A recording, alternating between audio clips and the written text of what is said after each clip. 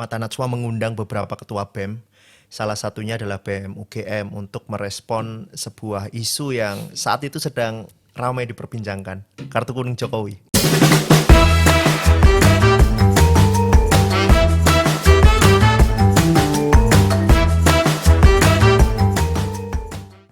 Mas Obed, Siap, Mas Dodi. ya Sugeng rawuh di Ademos.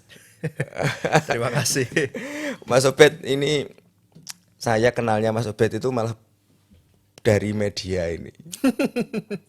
Saya masih ingat betul ketika sebelum Pilpres kalau nggak salah tahun-tahun 2018 itu Ya, Mas Obed, saya nggak tahu ini apa perkaranya, ini tiba-tiba Mas Obed ini terkenal sekali gitu. Seingat saya itu acara Mata Najwa. betul. Itu acara apa itu, Mas? Iya, acara Mata Najwa lebih tepatnya kalau nggak salah tanggal 7 Februari 2018.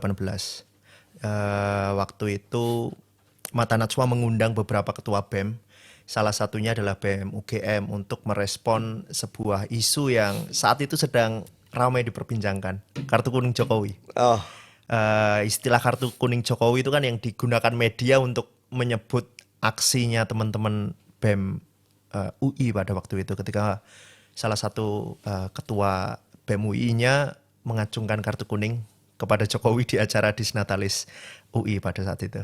Lalu beberapa hari kemudian media ramai dan Mata Najwa mengundang beberapa ketua BEM tersebut. ketua BEM di kampus-kampus di Indonesia gitu ya. Iya, waktu itu kalau tidak salah ada 4, Mas. UI, UGM, ITB, Trisakti, lalu satu lagi IPB kalau nggak salah. 5 berarti, 5 itu. Oke, sejak saat itu Mas Obed ini jadi favoritnya banyak mahasiswa ini. Pada waktu nggak tahu, Mas. Pada waktu itu Sampai sekarang mungkin ya. ramai. Enggak. Orang udah pada lupa, Mas, kalau dengerin saya. Udah nggak ada yang tahu nama saya. Mas Obed lulus dari UGM berarti pada tahun berapa itu? Sekarang itu. Saya kuliah 6 tahun, Mas. Sorry, 5,5. Jadi saya lulus mungkin awal 2020. 2020 Januari 2020. lulus ya, Iya, berarti masa di tengah-tengah pandemi. Berarti wisudanya online dong. Online, saya nggak wisuda, Mas. Lebih tepatnya ya. Saya sidang ketika belum pandemi. Persis sebelum pandemi, 1 bulan sebelum pandemi masuk gitu. Atau pandemi lalu kemudian dah itu terakhir tuh. Saya kayaknya sidang terakhir yang ini offline. Offline ya. Offline. Oke, bagi seorang idealis anak mahasiswa ini, Mas Obed yang pernah berkesempatan memimpin kampus ternama di Indonesia, UGM nih. Apa Mas yang memotivasi kok anak mahasiswa tetapi masih ingin berorganisasi pada saat itu? Eh, sebagai anak ilmu politik ya, Mas ya. Iya. Saya mahasiswa ilmu politik. Salah satu laboratorium anak politik kan organisasi gitu. Kita nggak punya lab komputer, kita nggak punya lab bahan kimia atau seperti anak-anak kehutanan gitu di hutan.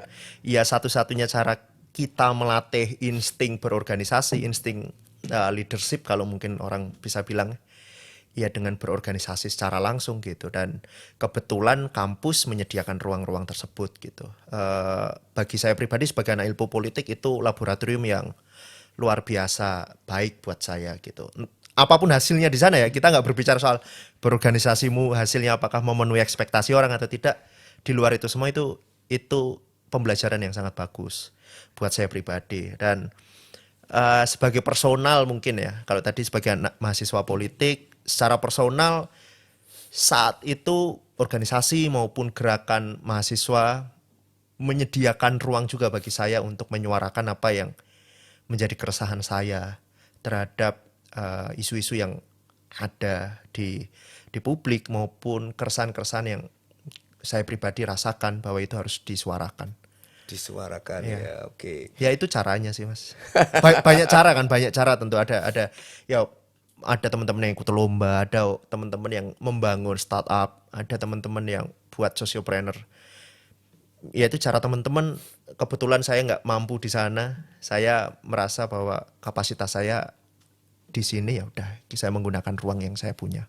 Oke, jadi menjadi ruang yang eksistensi dalam berorganisasi salah satunya ya. Oke, Mas Obed, ini tahun 2020 panggilannya ini apa nih? Obed Obed, atau- Obed, Mas. Obed ya. Obed. Nama saya Obed Krisna, tapi panggilannya Obed. Obed ya. Panggilannya kalau di Jogja Mas atau Om? Eh, Obed mas. Obed ya. Rada anu mas, agak apa ya, nek dipanggil mas sih kesane anu senioritas mas. Begitu. Kalau Iya, panggilannya Obed gitu iya aja. Obed aja lebih nyaman mas. Oh, begitu ya. Sekarang sudah lulus berarti ya. Sudah Semenjak lulus. lulus ini sekarang aktivitasnya apa ini, Mas? Masih tetap berorasi begitu? Ya, kalau kalau saya kemudian setelah lulus awalnya kemudian ikut startup yang dibangun teman saya di Jogja. Lalu setelah beberapa bulan teman-teman Mas Gafar kok teman-teman ya, dosen saya. Eh, eh, ya dosen saya Mas Gafar pada waktu itu mengajak Dosen saya, favorit itu. dosen favorit. Ya, ya, jadi kita jadi sangat akrab gitu. Oh, Eh, mengajak saya untuk balik membangun sebuah lembaga yang dikembangkan oleh dosen-dosen di Departemen Politik Pemerintahan, namanya PARES, Perkumpulan Analis Resiko dan Penyelesaian Politik. Nah, saya diminta untuk membantu menjalankan lembaga ini sehari-hari begitu sampai sekarang. Tapi sebelum sebelum bekerja ya secara profesional di startup teman saya maupun PARES, kemudian di masa-masa pandemi itu, kalau menyinggung tadi soal aktivisme gitu dalam tanda kutip, sempat beberapa bulan mas membantu, ya bikin gerakan sih lebih tepatnya dengan teman-teman, untuk gerakan namanya gotong royong bantu UMKM kecil cegah corona pada waktu itu, dari bulan Februari sampai sekitar bulan Juni Juli. aktivitasnya kayak apa itu, Mas?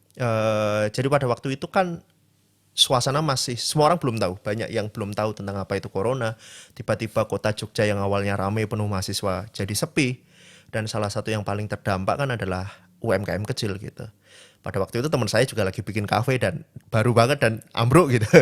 Terus kita mikir kayaknya kita perlu melakukan sesuatu nih yang kita bisa aja. Ya udah kita kumpulkan, kita buka apa namanya, sumbangan gitu, lalu kita membuat atau mengubah uang sumbangan itu jadi alat-alat kesehatan pada waktu itu, seperti masker, seperti hand sanitizer, dan sebagainya. Karena kita pikir salah satu yang bisa kita lakukan adalah ya membantu orang-orang yang harus berjuang di tengah eh, pandemi seperti ini untuk tetap bekerja tapi tetap sehat. Nah, itu yang kami pikirkan pada waktu itu.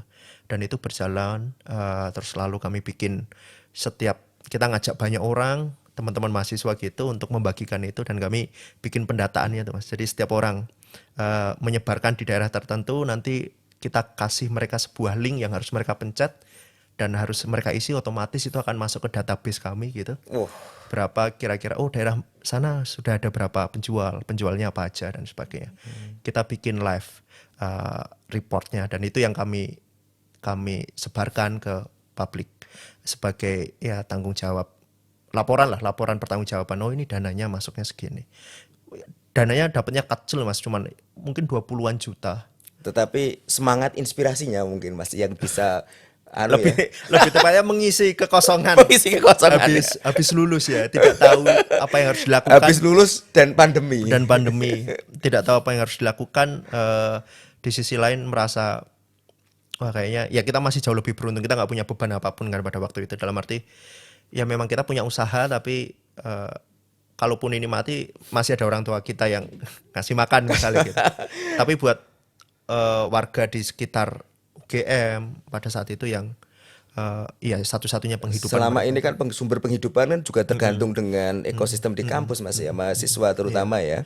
Ya udah, itu yang kami lakukan. Dan Oke, Mas Obed. ya, Kalau bicara tadi setelah lulus terus pandemi terus bikin Pares, tadi kepanjangannya agak panjang banget. Itu sebenarnya apa tuh kegiatan atau aktivitas yang ada di Pares itu? iya, saya bukan bikin Pares mas, yang bikin dosen-dosen DPP. Oh, desain-desain ini.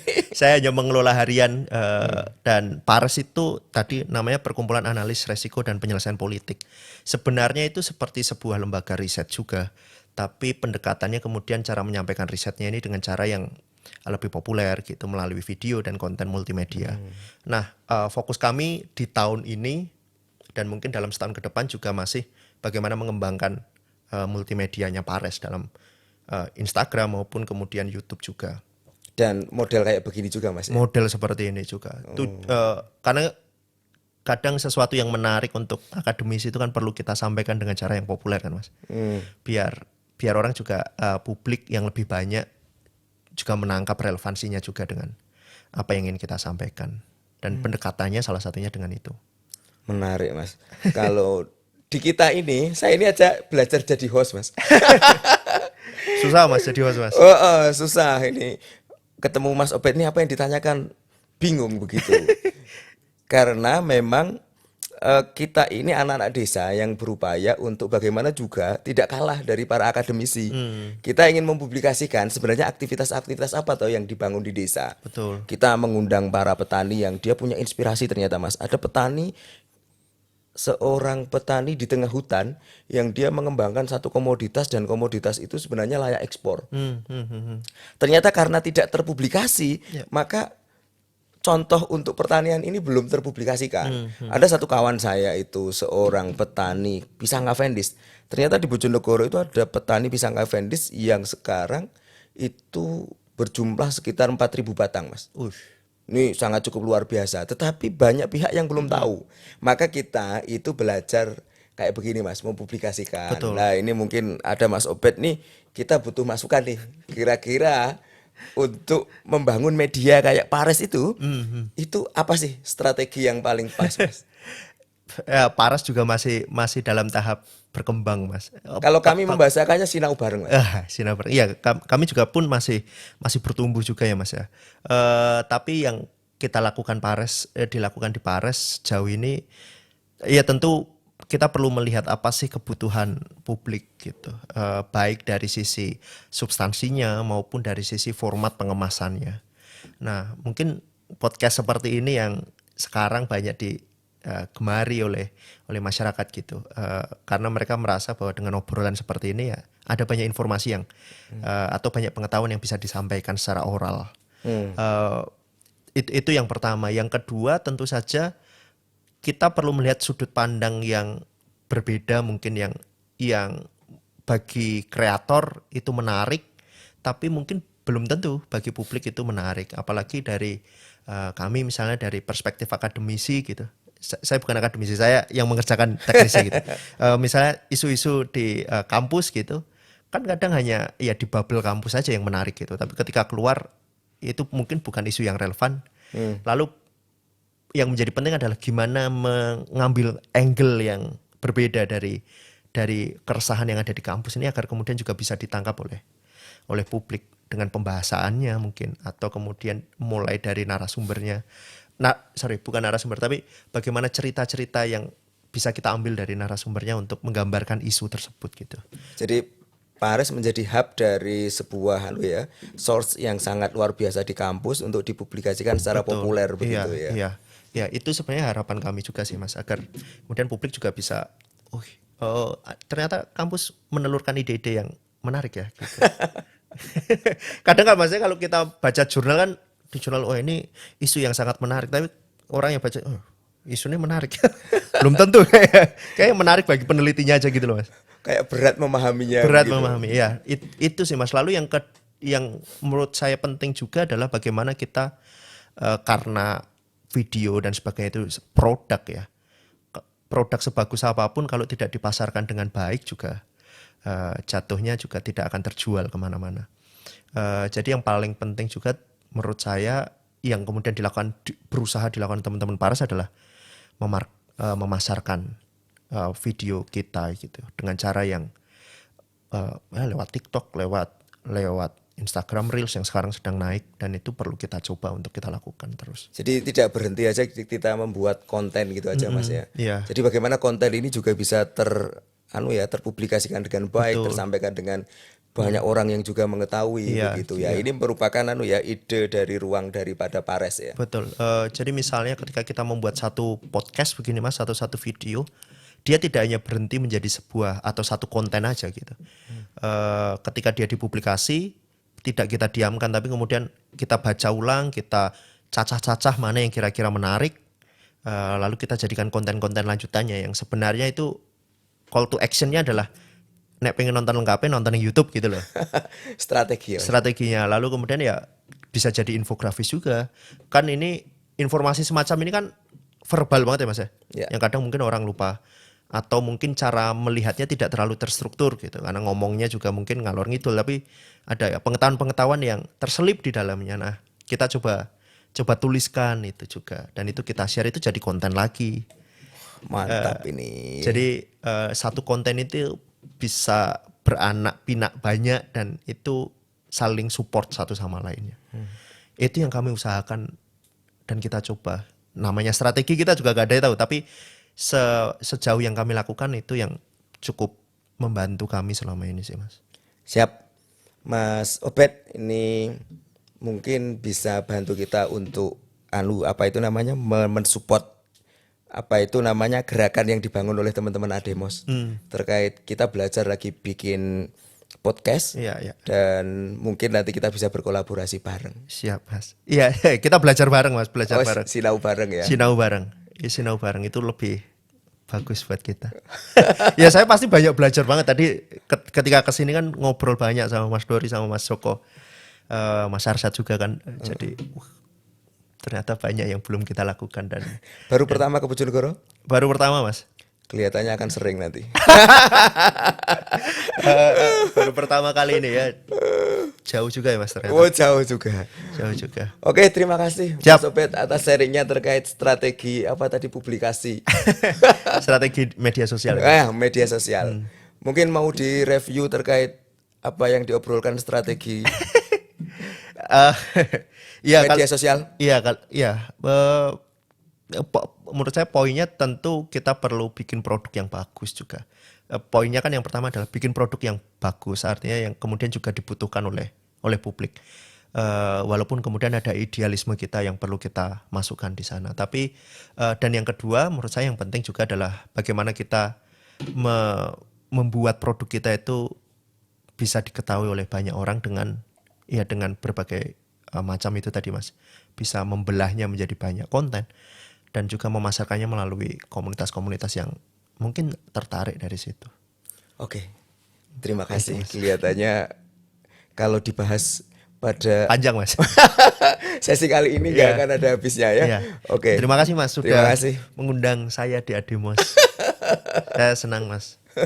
Terima kasih. Saya jujur pengen belajar banyak sih Mas soal membangun gerakan di level Lokal ya. Mas. Oke. Karena saya dari desa juga sebenarnya di Gunung Kidul Panggang, kecamatannya Panggang dan itu sangat desit ya, bahasa wong Jogja nih desit artinya desa tapi terpencil gitu loh Mas. Dan di sana dekat pantai sebenarnya dan punya banyak. Tapi bagaimana kemudian keterlibatan warga lokal dalam peningkatan ekonominya itu yang perlu didorong. Berarti dekat jalur Lingkar Selatan Mas ya? Rumah simbah saya ada yang kepotong Mas. Oh. Ada yang kepotong. Tinggal dapurnya. Ya. Jadi ya itu yang jadi kemudian kayaknya menarik banget ya Demos untuk banyak belajar. Oke, kapan-kapan kita giliran ke sana. Siap. Terima kasih Mas Obed. Terima kasih banyak Mas.